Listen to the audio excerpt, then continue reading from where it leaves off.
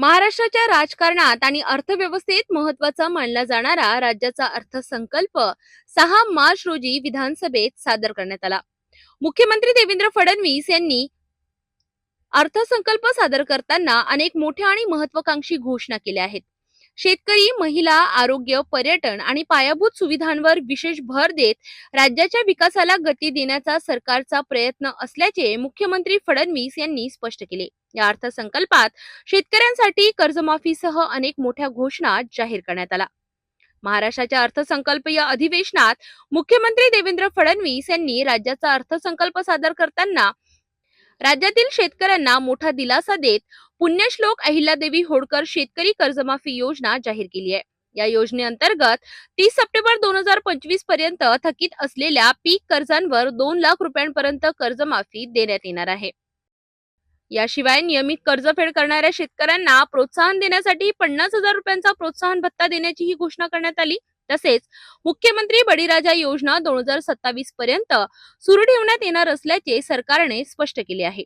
पर्यावरण संवर्धनासाठी राज्य सरकारकडून 300 कोटी वृक्ष लागवडीची मोठी मोहीम राबविण्यात येणार आहे.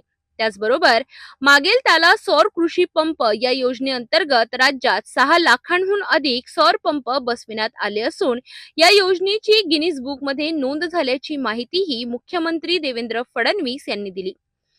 पायाभूत सुविधांच्या दृष्टीनेही महत्त्वपूर्ण निर्णय घेण्यात आले आहेत. अटल सेतू परिसरात 3री मुंबई आणि वाढवण परिसरात 4थी मुंबई उभारण्याचे नियोजन करण्यात आले आहे. धार्मिक आणि पर्यटन विकासासाठी 5 ज्योतिर्लिंगांच्या विकासासाठी विशेष निधी देण्यात येणार आहे. तसेच 12 ऐतिहासिक किल्ल्यांच्या संवर्धनासाठीही विशेष तरतूद करण्यात आली आहे.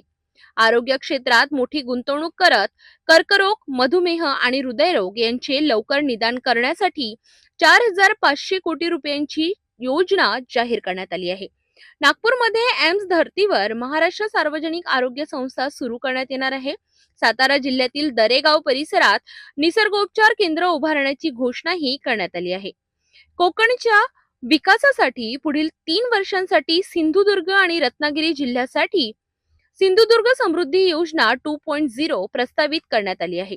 इतिहास आणि संस्कृती जपण्यासाठी छत्रपती शिवाजी महाराजांचे स्मारक तसेच पानिपत येथे मराठा शौर्य स्मारक उभारण्याची घोषणा करण्यात आली आहे.